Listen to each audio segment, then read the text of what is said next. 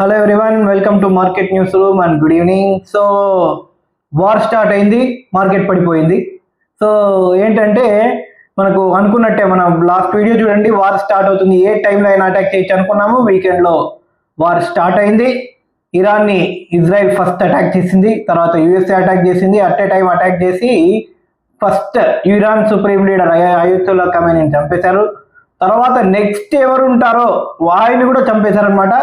So దాదాపు 40 to 50 members main important తలకాయలందరినీ లేపేశారనమాట వాళ్ళు.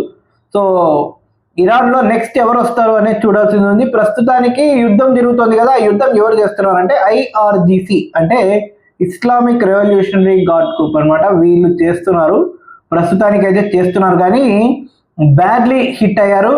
So ఇరాన్కు వేరే ఆప్షన్ లేదు, సరెండర్ తప్ప వేరే ఆప్షన్ లేదు. ఎక్కువ టైం కూడా లేదన్నమాట వాళ్ళకు. వాళ్ళు ఒక కంట్రీని టార్గెట్ చేస్తున్నా ఒక రకం అనమాట. ఫర్ ఎగ్జాంపుల్ ఇస్రాయల్ని టార్గెట్ చేస్తే వాళ్ళు ఏమైనా అటాక్స్ చేస్తుంటే పెద్ద ఇంకా ఎంత గొడవ కూడా ఉండేది కాదు. వాళ్ళు ఏం చేశారంటే యుఎస్ఏ మిగతా బేస్లన్నీ చుట్టూ మిడిల్ ఈస్ట్లో ఉన్న యుఎస్ఏ బేస్లు అన్నిటి మీద అటాక్ చేస్తామని చెప్పి ప్రతి కంట్రీని అటాక్ చేశారనమాట. అందులో యుఏఈ, సౌదీ అరేబియా ఇలాంటి కంట్రీస్ బాగా ఎఫెక్ట్ అయ్యాయి.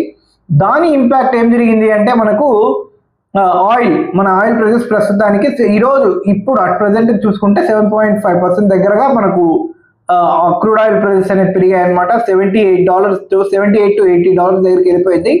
సో ఇది ఇలాగే కొనసాగితే మాత్రం ఖచ్చితంగా 90, 100, 120 కూడా వెళ్ళిపోయే ఛాన్స్ నాకైతే కనబడుతుంది. More ever straight of Hormuz అనేది క్లోజ్ అయిపోయింది, అక్కడి నుంచి ఎలాంటి షిప్స్ అనేది పాస్ అవ్వట్లేదు.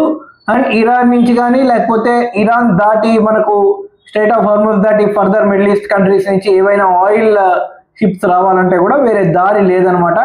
సో కొన్ని కంట్రీస్ అయితే ఆయిల్ ఎక్స్పెడిషన్ని లేకపోతే ఎల్ఎన్జి ఎక్స్పెడిషన్ని కూడా కొంచెం క్లోజ్ చేశాయని చెప్పి కూడా న్యూస్ అయితే వస్తుంది. చాలా కంట్రీస్లో మిజైల్స్ పడ్డాయి. యాక్చువల్గా యుఏఈ మనకు బుర్జ్ ఖలీఫాని కూడా వెకేట్ చేశారని చెప్పి కూడా న్యూస్ అయితే వస్తుంది.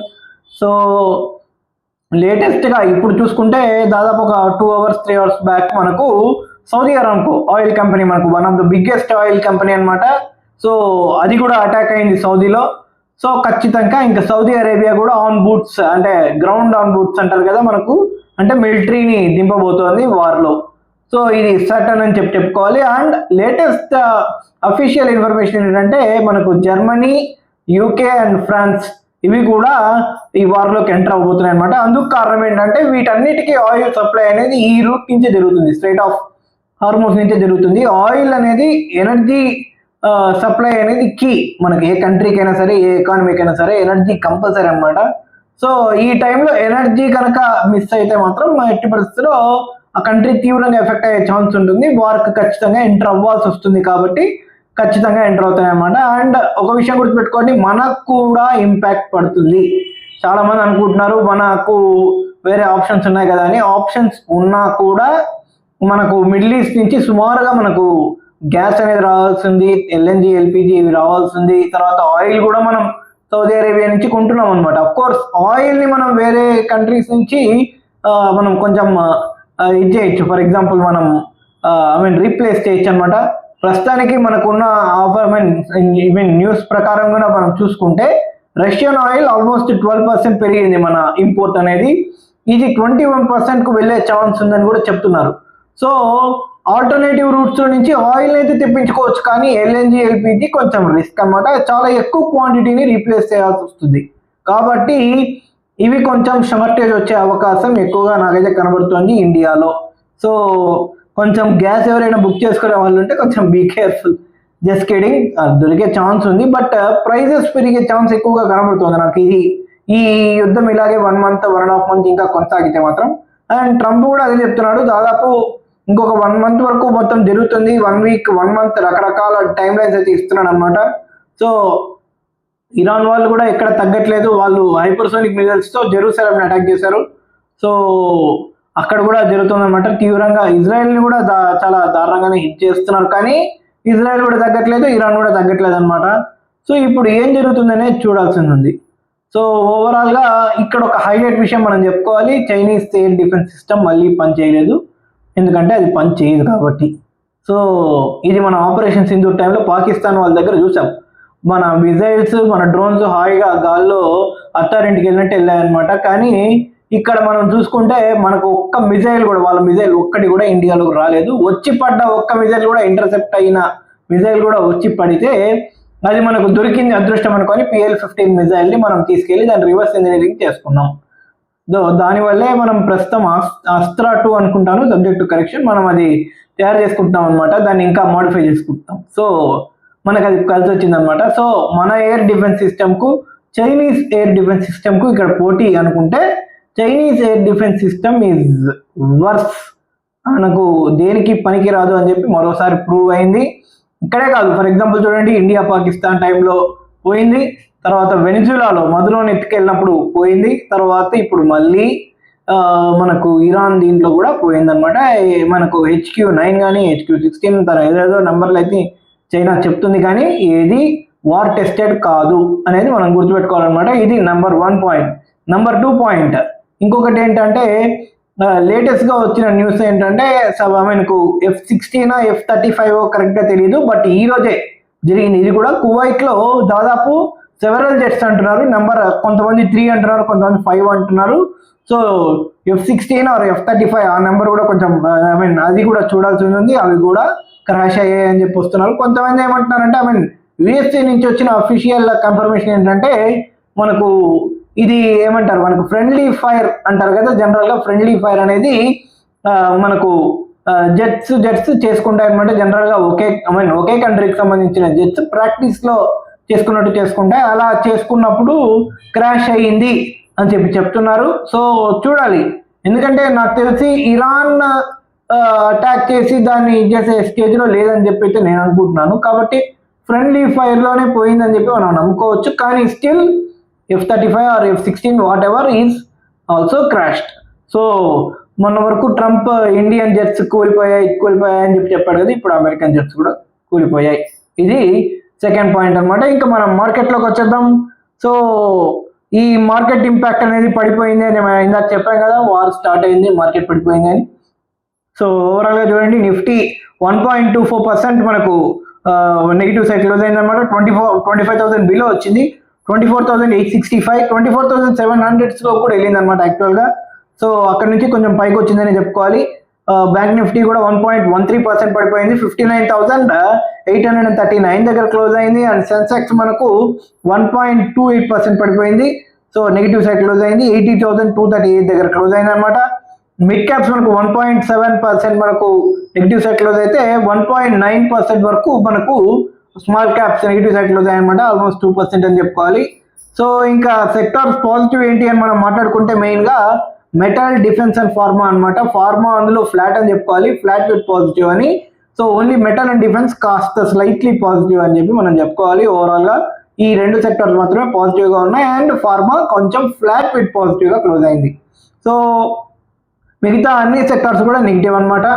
చాలా సెక్టార్స్ మనకు 1%, 2% కూడా పడ్డాయి. సో ఓవరాల్గా టాప్ గెయినర్స్ లిస్ట్లో కనుక మనం ఇంకా చూసుకుంటే ముతూట్ ఫైనాన్స్ మనకు మనకు మెయిన్గా negative side positive side close అయిందనమాట.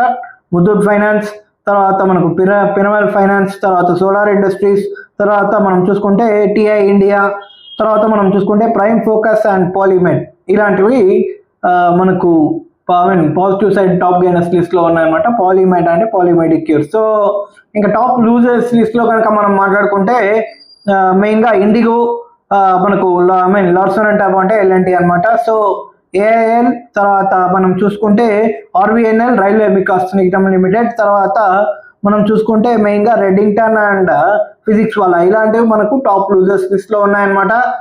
సో ఓవరాల్గా మనకు ప్రస్తుతానికి ఈ వార్కు సంబంధించిన న్యూస్ అంతా నడుస్తుంది అనమాట. మొత్తం సోషల్ మీడియా కానీ న్యూస్ కానీ ఎక్కడ చూసినా సరే ఈ వార్కు సంబంధించే ఇంపాక్ట్ నడుస్తుంది. ఇక్కడ మొత్తం మిడిల్ ఈస్ట్ అంతా ఇంపాక్ట్ అయింది దాదాపు. మీరు చూడండి, Saudi Arabia, UAE, Qatar, Oman, Cyprus కూడా మనకు, సైప్రస్ UAE బేస్ ఉంది సైప్రస్లో, సో దాని మీద కూడా అటాక్ అయింది. తర్వాత మనం చూసుకుంటే కువైట్, జార్డన్, తర్వాత సిరియా, తర్వాత మనం చూసుకుంటే ఓన్లీ ఒక్క కంట్రీ మాత్రం మనకు 1 and 2 కంట్రీస్ అనమాట మ్యాక్సిమం అటాక్ కాలేదు, USA లింక్ ఉన్నవి అని మనం చెప్పుకుంటే only 2 countries, Turkey and Azerbaijan అనమాట. అజర్బైజాన్కి టర్కీతో లింక్ ఉంది, అండ్ టర్కీకి NATO అండ్ USA లింక్ ఉంది. సో ఒకవేళ టర్కీని అటాక్ చేస్తే నాటో ఇన్వాల్వ్ అవ్వాల్సి వస్తుందని అనుకుంటాను. ఇరాన్ వాళ్ళు ప్రస్తుతానికైతే అటాక్ అయితే చేయలేదు టర్కీ మీద. అండ్ ఒక విషయం గుర్తుపెట్టుకోండి, పాకిస్తాన్ కరాచీలో ఉన్న యుఎస్ఏ మనకు ఎంబసీ ఏదైతే ఉంటుందో సో అక్కడ కూడా అటాక్ జరిగింది. సో ఒక పక్క పాకిస్తాన్ ఎయిర్ స్పేస్ నుంచే ఎలక్ట్రానిక్ జామింగ్ అనేది చేస్తున్నారు అనమాట యుఎస్ఏ వాళ్ళు, అది కూడా తెలుస్తుంది మనకు. కానీ ఒక పక్క యుఎస్ఏ వాళ్ళు ఆ ఎయిర్ స్పేస్ని వాడుకొని, పాకిస్తాన్ ఎయిర్ స్పేస్ని వాడుకొని అటాక్ చేస్తున్న ఇరాన్ని, ఇంకో పక్క పాకిస్తాన్ ఆఫ్ఘనిస్తాన్తో కూడా యుద్ధం చేస్తుంది. సో లేటెస్ట్గా వచ్చిన న్యూస్ ఏంటంటే నూర్ ఖాన్ ఎయిర్ బేస్, మనం ఏదైతే ఎయిర్ బేస్ని బ్రహ్మోస్ ఉపయోగించి కొట్టామో ఆఫ్ఘనిస్తాన్ వాళ్ళు ఏదీ లేకుండా, వాళ్ళ దగ్గర ఏమీ లేకుండానే నూర్ ఖాన్ ఎయిర్ బేస్ని అటాక్ చేశారనమాట. సో వన్స్ అగైన్ మనకు చైనీస్ ఎయిర్ డిఫెన్స్ సిస్టమ్ ఎంత పనికిరాదు అనేది మరోసారి ప్రూవ్ అయింది. సో ఇంకా నుంచైనా వేరే కంట్రీస్ చూసిన తర్వాత ఖచ్చితంగా ఆర్డర్ పెట్టమని అనుకుంటున్నాయి ఇంకా. సో చూడాలన్నమాట ఏం జరుగుతుంది ఏంటి అనేది. చైనా అండ్ రష్యా వాళ్ళు ఎలాంటి ఇంపాక్ట్ అయితే ఇవ్వలేదన్నమాట, జస్ట్ ఖండం చేశారు అంతే. సో చైనా కూడా ఏం చేయలేదు, చెయ్యదు కూడా, ఎక్స్పెక్టింగ్ చేయదు కూడా అని అనుకోవాలి. అండ్ రష్యా కూడా చేయదు, ఎందుకంటే రష్యాకి యాక్చువల్గా ఇజ్రాయెల్తో లింక్స్ ఉన్నాయి కాబట్టి వాళ్ళు కూడా చేయరు అని చెప్పి అనుకోవాలి మనము. ఇంకా మన న్యూస్ వరకు మనం వద్దాము ఒకసారి. ఈరోజు జిఎంఎన్ మనకు లాస్ట్ వీకెండ్లో మనకు జిఎస్టీ కలెక్షన్స్ యొక్క నంబర్స్ వచ్చాయన్నమాట. 8.1% పెరిగిందండి జిఎస్టీ కలెక్షన్స్ అనేది. So which is also good sign. మనకు ఇంకా ఈరోజు ఇంకొక హైలైట్ ఏంటంటే మనకు గుర్తుపెట్టుకోండి, మన Canada prime minister Mark Carney వచ్చారు. సో ఈరోజు డీల్ అయితే జరిగిందనమాట యురేనియంకు సంబంధించి $2.6 బిలియన్ డీల్. సో క్రిటికల్ మినరల్స్కి సంబంధించి కూడా డీల్ జరిగింది. అది ట్రై పార్టీ అగ్రిమెంట్ అనమాట. అంటే ఇండియా, తర్వాత మనకు చూసుకుంటే కెనడా అండ్ ఆస్ట్రేలియా, ఈ 3 కంట్రీస్ తోటి మినరల్ డీల్ అనేది కూడా జరిగిందనమాట. సో గోల్డ్ అండ్ సిల్వర్ వరకు మనం వద్దాం ఒకసారి. గోల్డ్ అండ్ సిల్వర్ కనుక మనం చూసుకుంటే దాదాపు 4% అండ్ 5% పైన పెరిగాయి అనమాట గోల్డ్ అండ్ సిల్వర్ కూడా మనకు.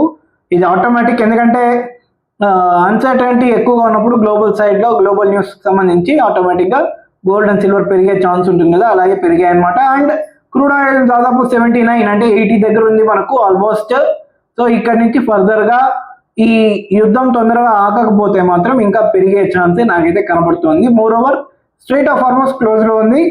అండ్ సో మనకు సౌదీ అరామ్కో మీద జరిగిన అటాక్ ఇంపాక్ట్ అనేది ఖచ్చితంగా ఫర్దర్గా ఆయిల్ ప్రైజెస్ని పెంచే ఛాన్స్ ఎక్కువగా కనబడుతుంది అనమాట. సో చూడాలి ఏం జరుగుతుంది అనేది. అండ్ ఇంకొక విషయం కూడా మనం గుర్తుపెట్టుకోవాలి, ఎల్ఎన్జి, ఎల్పిజి మనకు లిక్విఫైడ్ న్యాచురల్ గ్యాస్ కానీ లేకపోతే లిక్విఫైడ్ పెట్రోలియం గ్యాస్ కానీ వీటన్నిటి మీద కూడా మనకు ఇంపాక్ట్ అనేది ఎక్కువగా ఉండే ఛాన్స్ ఉంటుంది. సో చూడాలి ఏం జరుగుతుంది ఏంటి అనేది. సో ఇదనమాట మార్కెట్కి సంబంధించిన టాప్ హైలైట్ న్యూస్ అని చెప్పి మనం చెప్పుకోవాలి. మళ్ళీ రేపు మార్కెట్ అనాలిసిస్ వీడియోలో మళ్ళీ కలుద్దాం. Until then take care, bye bye and good night.